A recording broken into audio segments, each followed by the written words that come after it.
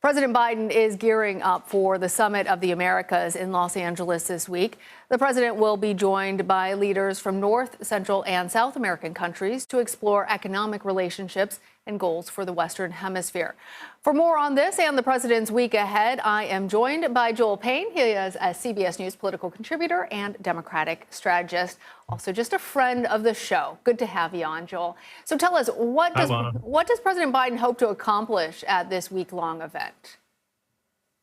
Well, you want to continue to demonstrate, American leadership across the globe. I think what's happened here at the rollout of this big summit is the story has become about who's not there. The Mexican president said that he would not attend. You've had other countries that have kind of strong men, autocrats in charge, not invited, consistent with the tone that the president's trying to set around foreign policy. And so the story has started to become a little bit about the guest list, when really at a time where the president really wants to, just exercise, again, genuine American leadership on the global stage. This tends to be the type of place where President Biden can shine. He can flex the muscles and flex the things that won him the faith and favor of the American people. I imagine there will be good highlights to come out of this, but the rollout has been a bit tough the last 24 hours. Yeah. I want to ask you, Joel, about President Biden temporarily lifting tariffs on solar panels made in Southeast Asia. Can you explain what's going on there?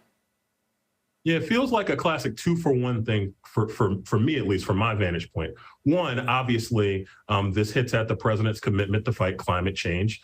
Solar panels and pushing for solar energy, I think, speaks to that. But also, this is about domestic production and priming the manufacturing sector in the United States.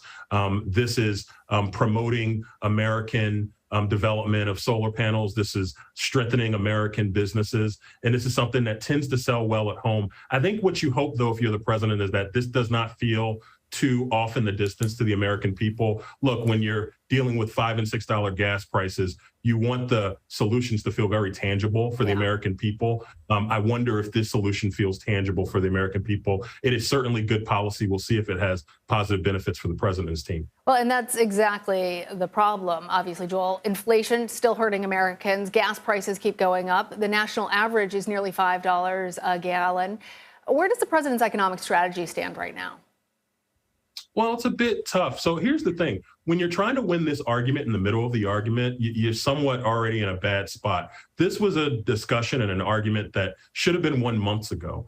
There are some in the progressive wing of the president's party that wanted him to push harder on the idea that greedy corporations are the ones that got us here with rising costs. And of course, you've got moderate Democrats, kind of the Chamber of Commerce community, who says it's all about inflation. The Larry Summers of the world, the Joe Manchins of the world think it's all about inflation. But again, you've got some in the president's progressive wing who want him to push more of a message around corporate greed, which is consistent, by the way, with what helped get President Biden elected, which is fighting back on corporate greed and leveling the playing field. So at this point in the public discussion about this, it's somewhat the die is already cast. And I think the president is probably now in maintenance mode and trying to control the damage around inflation. He's the president. As I always say, when you're the president, when you're the person in charge, it's all your fault and it's all your glory. And in this instance, it's all according to the eyes of the American people, it's all the president's problem to fix right now. Yeah, we certainly see that in public opinion polls, Joel.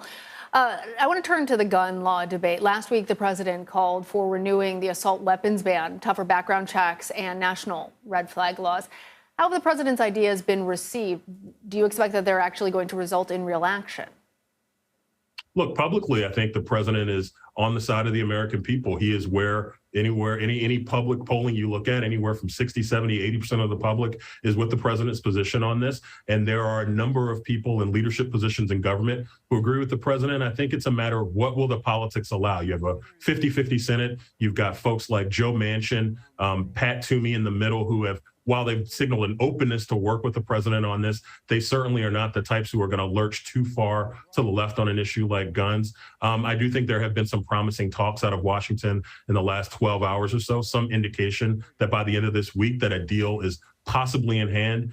We don't want to be like Charlie Brown in the football, because we've been at this point in so many other occasions and so many other tragedies where we feel like there's going to be movement on guns, and there hasn't been. I guess if I was the president and if I was the president's team, what I would be doing is also putting up a counter argument and asking the Republicans and the NRA crowd, what is their solution? Okay, if you are a Republican who is staunch defender of 2A Amendment, Second Amendment rights, what's your plan? Is your plan to put a door that's in front of every school that maybe didn't exist already, which they already do? Is your plan to arm teachers? I don't know if the president has set up a contrast argument here. He may think that that's wise given the politics of this, but right. I'd imagine that at some point the moment might call for him to set up more of a contrast argument that kind of creates a binary choice for the American people to decide who is actually acting in your best interest. And I think that's what the president's last card is to play here. It certainly looks like the strategy right now is trying to come up with some consensus. All right, Joel Payne, thank you.